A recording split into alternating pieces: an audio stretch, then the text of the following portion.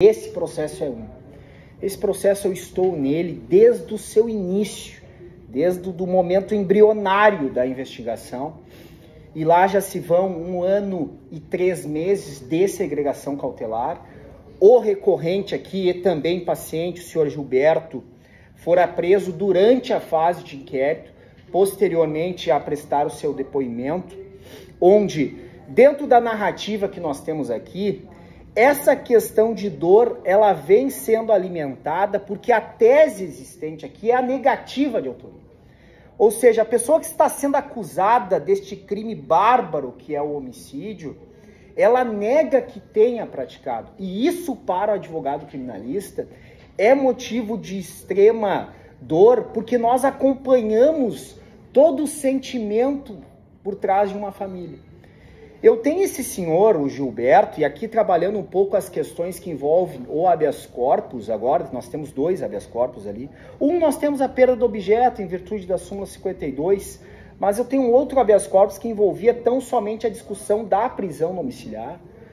Mas especificamente a esse senhor, ele fora inserido dentro deste contexto da suposta prática criminal, tão somente em virtude de um vídeo existente, onde o seu veículo, e ele declara isso durante a fase de inquérito, ele teria passado nas intermediações onde supostamente teria ocorrido o fato.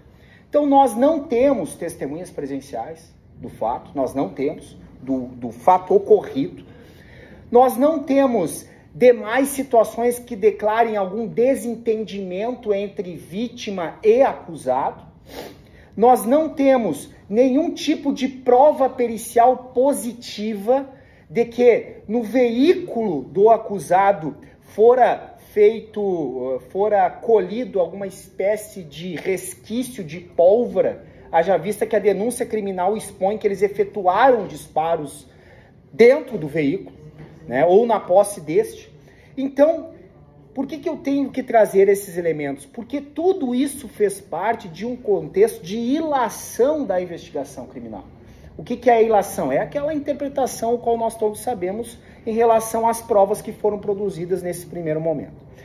E qual é a preocupação deste defensor nesta situação relativa à sua prisão, que já perdura 1 ano e 3 meses?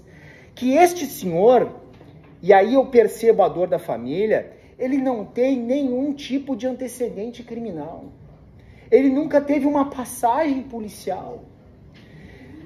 Fora feito um requerimento de prisão domiciliar, não somente agora. Esse requerimento ele já é datado desde abril de 2024. A defesa já fez 3 requerimentos defensivos.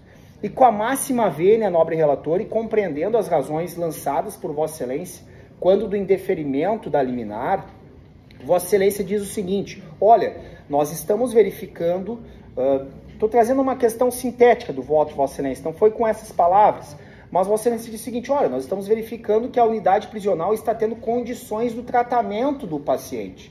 Né? Numa síntese muito apertada, foi isso que Vossa Excelência disse.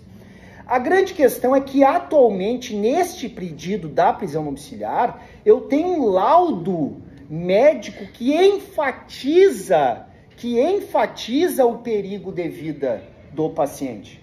Então não sou eu, nobre relator, demais desembargadoras que compõem o presente processo, desembargadora Viviane, desembargadora Rosane, não sou eu que tenho as condições necessárias para alicerçar o pedido de domiciliar. Não, isso vem de uma condição técnica exterior. É o médico que coloca isso no atestado. E as questões que envolvem a casa prisional, quando ela diz o seguinte: olha, ele está recebendo tratamento, só que o pedido em abril de 2024, hoje, no laudo pericial atual, se demonstrou que a situação dele teve um agravamento. E por isso que o médico coloca, efetivamente, indica o risco de vida. Então essa é a grande preocupação. Esse senhor, com a máxima vênia, ele não precisaria sequer estar no cárcere, porque ele não demonstra nenhum tipo de periculosidade social, que é um dos requisitos da prisão preventiva. Então, muito embora eu tenha indícios de fumaça do cometimento de delito, até porque neste momento pronunciado, mas a periculosidade ela é inexistente. porque se não se tem antecedentes criminais, não se tem uma prova direta da participação do delito, além de estar alicerçado por um laudo médico o seu risco de vida. Sobre as questões do habeas corpus é isso, senhor presidente, nobre relator, doutas desembargadoras. Agora, sobre o recurso, né, até porque eu já estou aqui com 8 minutos e meio, nós temos, nobre relator, e foi objeto de julgamento do recurso do Corréu Gil. Vossa Excelência acolheu a preliminar na oportunidade de excesso de linguagem. Essa preliminar, eu estou com 13 anos de tribunal, completados neste ano. Comecei muito novo, com 22 anos, ainda com cabelo, sem barba, né, mais novo.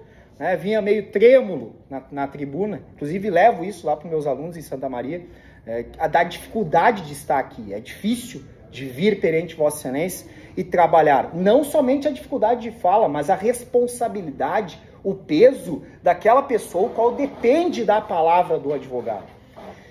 Mas eu disse na preliminar, Vossa Excelência acolheu em relação ao Corréu Gilberto. Mas a nobre desembargadora Viviane, agora eu tenho que manifestar a Vossa Excelência com o máximo respeito, Vossa Excelência revisora na oportunidade do Corréu Gil, Vossa Excelência teve um voto divergente, não acolhendo a preliminar em relação ao excesso de linguagem.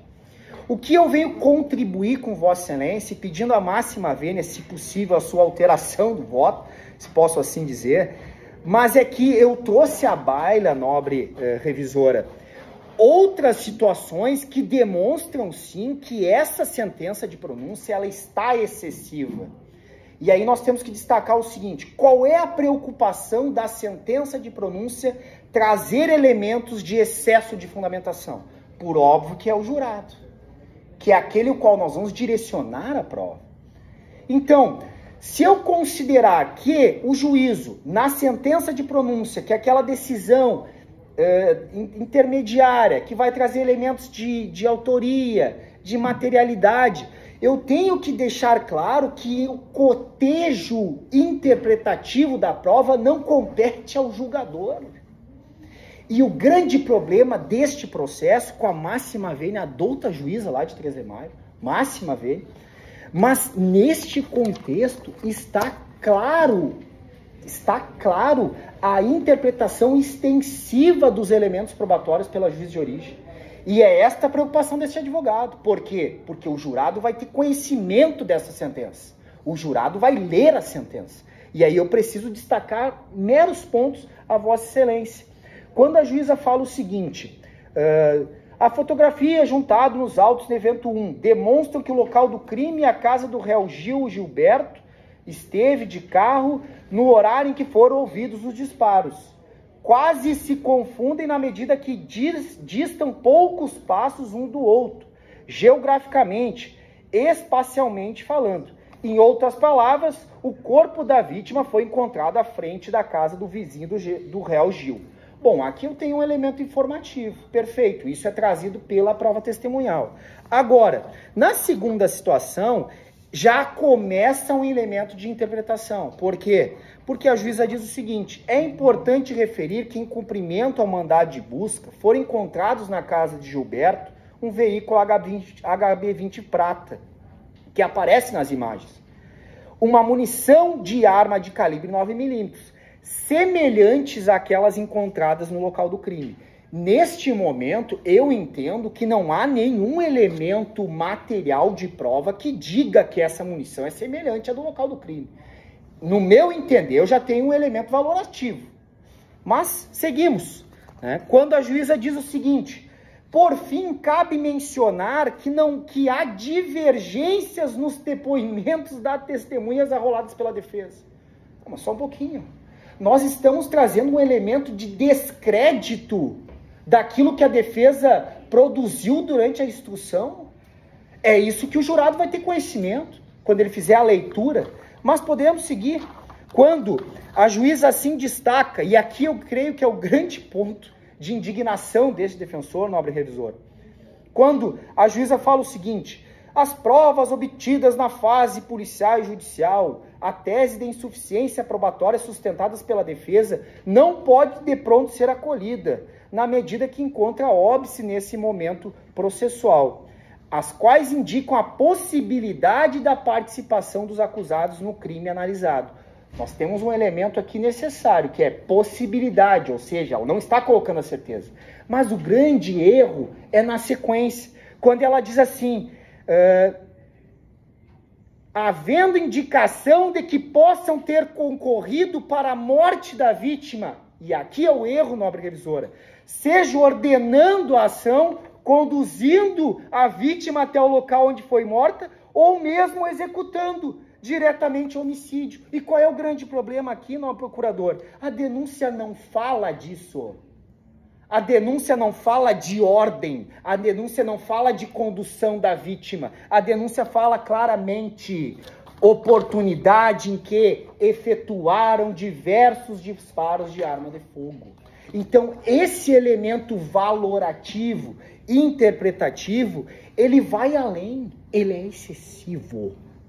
Então, com a máxima vênia, nobre revisora, é o pedido que faça a Vossa Excelência. Caso Vossa Excelência entenda pelo pedido de vista, vou agradecer profundamente, porque nós estamos diante de um caso de um réu preso há 1 ano e 3 meses, uma tese de negação